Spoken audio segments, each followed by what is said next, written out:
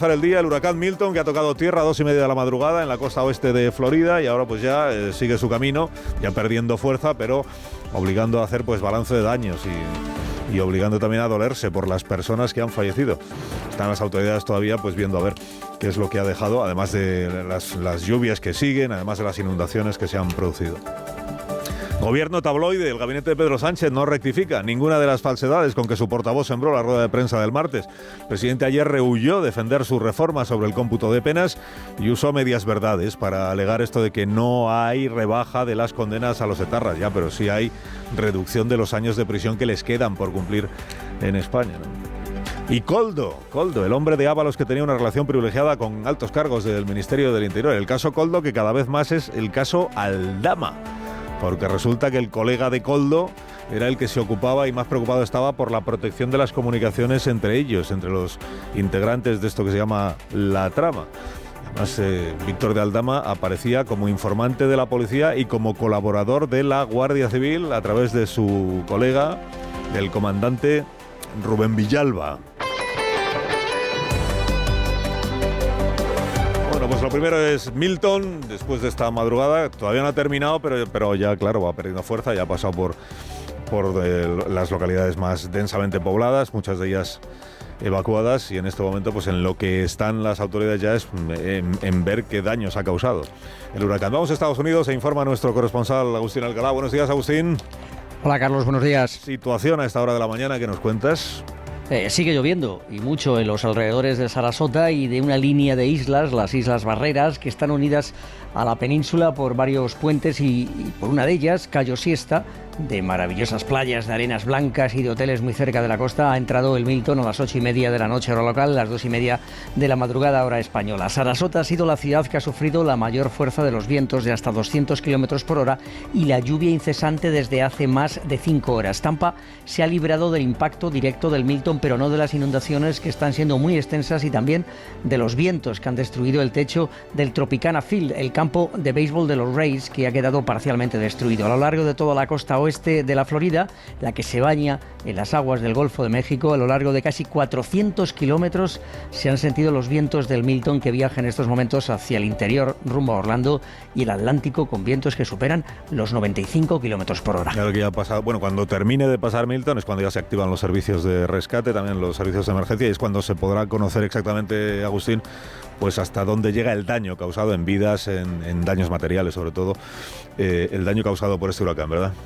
Hay más de 2,5 millones de casas y de negocios en esta zona de Florida que no tienen electricidad. E imagínate, Carlos, lo que debe ser para alguien que se ha quedado en su casa, en la costa o en un bloque de apartamentos en ciudades como Tampa, Sarasota, Venice Beach o San Petersburg, a oscuras, sintiendo el paso del viento que todavía llega a los 90 kilómetros a la hora. Un sonido que es similar al de un tren de mercancías de cientos de vagones, interminable, ruidoso y constante durante horas. Hay que agradecer y mucho a la alcaldesa de Tampa, Jane Castor, que el lunes dijo esa frase que va a ser recordada durante mucho tiempo: si se quedan morirán, porque es seguro que gracias a este aviso ha habido mucha gente que ha evacuado y ha salvado la vida. Porque en estos momentos, con los vientos, el agua en medio de la oscuridad, con docenas de árboles en el suelo, el tendido eléctrico peligroso ardiendo en las calles, los equipos de emergencia, de rescate, los policías, los bomberos y los guardias nacionales no salen a responder a las llamadas de emergencia y de socorro, porque no se van a jugar la vida por alguien que ha desoído las órdenes de evacuación obligatorias. Este tipo de fenómenos, bien lo sabes, sacan lo peor y lo mejor de las personas. Lo peor, como una congresista muy trumpista de Georgia que ha acusado al presidente Joe Biden y a la vicepresidenta Kamala Harris de controlar el tiempo, de provocar este huracán. Y lo mejor, la donación que ha anunciado hace unos momentos Taylor Swift de $5 millones para ayudar a los damnificados del Milton. Agustín, cuídate, seguiremos informando a los oyentes de Onda Cero de las consecuencias que ha tenido el paso del huracán por el estado de Florida. Un abrazo, Agustín. Saludos. Adiós. Bueno, en nuestro país, ahora les cuento lo del caso Aldama, que es ya más caso Aldama que caso Koldo, que está bien interesante esta mañana. Pero en la crónica política, después del pleno parlamentario de ayer, bueno, el gobierno primero sigue R con esta estrategia suya de recurrir, además de a los ataques a la oposición, de recurrir a las medias verdades, por no hablar en algunos casos de abiertas falsedades, para salir al paso de controversias que están abiertas. El presidente Sánchez pues tuvo la oportunidad de explicar esto, de explicar bien esto de la conmutación de penas y de en qué consiste la reforma legal que ha aprobado el Congreso de los Diputados y que va a acabar aprobando también el Senado, en qué consiste esta reforma legal que va a entrar en vigor y cuál es la diferencia respecto de lo anterior, porque cuando se reforma una ley se supone que es por algo y para que tenga unas consecuencias distintas a las que hasta ese momento había. Pero bueno, el presidente renunció a esa oportunidad y lo que hizo fue tirar de media verdad y decir esto de que no se ha acordado ni pactado ninguna rebaja de las condenas. A quienes se les condenó a 30 años, cumplirán 30 años. Y a quienes se les condenó 10 años, cumplirán 10 años. No hay rebaja alguna, señorías, del PP. Y ustedes lo saben. No hay rebaja alguna, dice el... Hombre, claro, para que haya una rebaja de penas hay que cambiar el Código Penal. Bueno, tampoco es que el gobierno sea muy reacio a cambiar el Código Penal cuando le conviene, pero no, claro, sí, aquí de lo que se está hablando no es de eso, de lo que se está hablando es de la conmutación, de la convalidación de penas. Es decir, si se levanta, como se aprueba en el Congreso, la salvaguarda que en el año 14 se introdujo para evitar que reclusos de ETA condenados antes del año 2010 pudieran beneficiarse de un acortamiento de su estancia en prisión. ¿Acortamiento debido a qué? O sea que si se les descuentan los años que ya han estado en una prisión en Francia, pues entonces al final en España cumplen menos de los que cumplen si no se les descuenta, que parece que es algo bastante fácil de explicar y de entender. No se rebajan las condenas ya, pero si les descuentas los años que estuvieron encerrados en Francia, pues al final les quedan menos años de permanencia en prisión en España. Y de eso es de lo que va este debate. Y si el gobierno renuncia a explicar por qué entiende que este es un buen debate y una buena reforma, pues en fin, será el gobierno que tenga que explicarse a sí mismo por qué no lo hace y por qué prefiere recurrir a este tipo de trucos o de juegos de manos para no entrar en el fondo del asunto. Luego está lo del Partido Popular en el pleno parlamentario del día de ayer, que el PP pide al presidente del gobierno que vaya a hablar de la política migratoria y el día que va se pone a hablar de otra cosa, el señor Núñez Feijóo y el PP.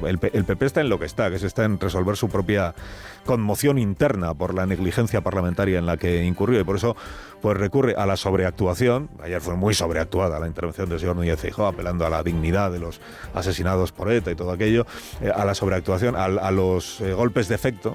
Hombre, esto de enseñar las fotos de los asesinados socialistas por la banda terrorista ETA es de muy mal gusto. O a la presencia, por sorpresa también, de Marimar Blanco en el hemiciclo, para que el Grupo Popular se ponga en pie, aplauda y se acabe sentando allí al lado de Núñez Feijóo para seguir todo el pleno. Bueno, al final, en lo que se vio ayer, pues fue una nueva gresca entre el PP y el gobierno y el PP. El presidente Sánchez, que presume siempre de no descalificar a nadie y de no recurrir al insulto, dijo que el Grupo Parlamentario Popular igual es más torpe de lo que parece. En el diccionario del presidente, torpe no debe de ser una descalificación ni un insulto. Francina Armengol tuvo que llamar al orden a Núñez Feijóo para decir, oiga, que ustedes han pedido hablar de inmigración y está usted hablando de cualquier otra cosa. Y ahí es donde se revolvió el señor Núñez Feijóo levantando los aplausos de su bancada. Tengo derecho a hablar de la dignidad de los españoles asesinados por ETA. Tengo derecho y lo voy a hacer. Bueno, el asunto de fondo no cambia, o sea, la tramitación sigue adelante, el Senado no es esta semana, pero será la semana que viene y al final entrará en vigor la reforma legal y en el Partido Popular han decidido que no se le corta la cabeza, dicen que han decidido que no se le corta la cabeza a nadie, que lo que hay que hacer es mejorar la forma de funcionar del grupo parlamentario. Y ayer algunas voces, estas anónimas siempre, dentro del Grupo Parlamentario Popular decían esto con Soraya Sáenz de Santamaría no habría pasado. Igual era un sorayista de pro el que hacía la declaración correspondiente. Bueno, y del pleno en cuestión, del pleno de inmigración, ahí está clavijo con el presidente Sánchez en el Palacio de la Moncloa, el presidente de Canarias, porque el pleno este es consecuencia de la crisis que se vive en Canarias con motivo de la llegada de pateras, cayucos e inmigrantes, también menores de edad no acompañados. Clavijo, le recuerdo, el gobierno de Canarias tiene denunciado al gobierno de España por dejación de funciones en la protección de los menores. Como ayer dijo el presidente Sánchez, este gobierno nunca dejará sola a Canarias, pues hoy tienen una buena ocasión entre ambos gobernantes para llegar a algún tipo de entendimiento, ¿no? Y atender como corresponde a los menores no acompañados que llegan a nuestro país. Digo, del pleno sobre inmigración, ayer lo que anunció el presidente, no es la primera vez que se anuncia, es la reforma del reglamento de la ley de extranjería, que se anuncia, pero nunca termina de llegar, y que está por ver en qué consiste exactamente esa reforma y si va en la línea de abrir cauces para regularizar la situación, por ejemplo, del 500.000 de inmigrantes que ya están en España trabajando desde hace mucho tiempo y que no encuentran la manera de conseguir papeles, si va en esa línea o si realmente, o si se trata, como dijo el presidente, de facilitar el arraigo en España, si está pensada solo para personas que ya se encuentran en España sin papeles, que son muchas, claro, que son muchas, o está pensada para aquellos que intentan entrar en España y lo hacen en situación irregular porque no encuentran muchos de ellos la manera regular o legal de poder venirse a trabajar a nuestro país.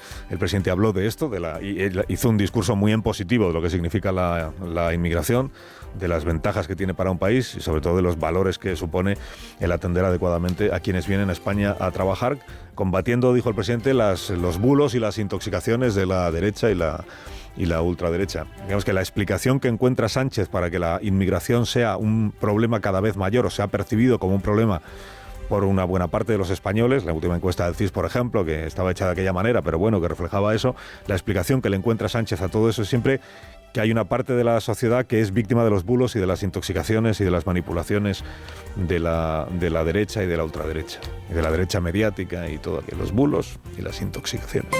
Bueno, del caso Koldo, luego les contaremos más detalles, pero hay un nuevo informe de la UCO, el caso Koldo, el caso Aldama, digo. Hay un nuevo informe de la UCO que tiene 80 y pico páginas y que habla de las relaciones del tal Víctor de Aldama con la Guardia Civil y con la Policía Nacional y con, naturalmente, la trama en cuestión. Ahí aparece la figura, otra vez, del comandante de la Guardia Civil, Rubén Villalba, que estaba en nómina del grupo este de los Koldos. Tenía un buen trato con Aldama, según consta. Aldama parece que estaba especialmente preocupado por la protección de las comunicaciones y de ahí es de donde la UCO va tirando del hilo y llega a la conclusión de que este Rubén Villalba, que trabajaba, digamos, a la vez para la Guardia Civil y a la vez para esta trama, lo que facilitó al grupo en cuestión, entre otras cosas, fue teléfonos black, o sea, teléfonos protegidos, teléfonos que no pudieran ser rastreados ni localizados para evitar los pinchazos, las intervenciones telefónicas. Y que en algún momento dijo, no, y una vez vi al ministro con uno de estos teléfonos, al ministro Ábalos,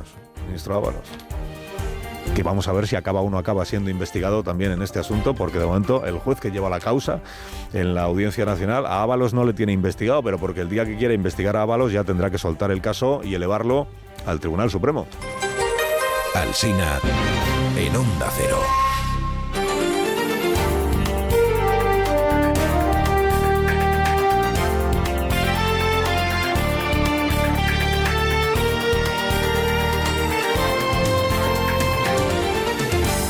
7 y 13 minutos, otras noticias de esta mañana del jueves. 68 ciudadanos evacuados del Líbano han llegado a Madrid en el tercer avión militar enviado por el gobierno. Son 65 adultos y 3 bebés. Israel, mientras tanto, eleva la tensión en Oriente Próximo. Promete que su represalia contra Irán será letal y sorprendente. Joe Biden y Kamala Harris han hablado con Netanyahu para pedirle que minimice los daños a civiles y que trabaje por un alto el fuego. La portavoz de la Casa Blanca, Karine Jean-Pierre, asegura que no permitirán que lleve al Líbano la destrucción de Gaza. No permitiremos que el Líbano se convierta en Gaza, en otra Gaza. El sufrimiento en ambos sitios añade una mayor urgencia a nuestros esfuerzos para poner fin a esos conflictos y sentar las bases para una paz y una seguridad duraderas en la región. El Congreso de los Diputados tiene previsto aprobar hoy la ley de la ELA, que, salvo sorpresa, saldrá adelante por unanimidad. El texto contempla atención 24 horas para enfermos, la formación específica para los cuidadores o ayudas para los electrodependientes. Una vez aprobada en el Congreso, la norma pasará al Senado, donde se espera que salga adelante sin cambios. El Tribunal Constitucional anula parte de la Ley de Vivienda de Cataluña. Estima parcialmente el recurso del PP y ha declarado inconstitucional, por ejemplo, el precepto que obligaba a los propietarios a hacer una propuesta de alquiler social antes de proceder a un desahucio o de interponer una demanda por impago, y suspende la duración mínima de 5 años para los contratos de alquiler social. El Constitucional avala, sin embargo, otros artículos como la ampliación del concepto de gran tenedor a titulares de más de 10 viviendas. Vox destituye a Rocío Monasterio como presidenta del Partido de Madrid. Aunque seguirá siendo portavoz de la Asamblea, Vox justifica la medida alegando que ya han pasado 4 años desde que Monasterio ganó las primarias en 2020 y por tanto su mandato ha caducado. Aquellos fueron los últimos comicios internos que celebró el partido antes de eliminarlos en 2022. José Antonio Fuster, portavoz nacional de Vox, asumirá la presidencia en Madrid. En Onda Cero, más de uno.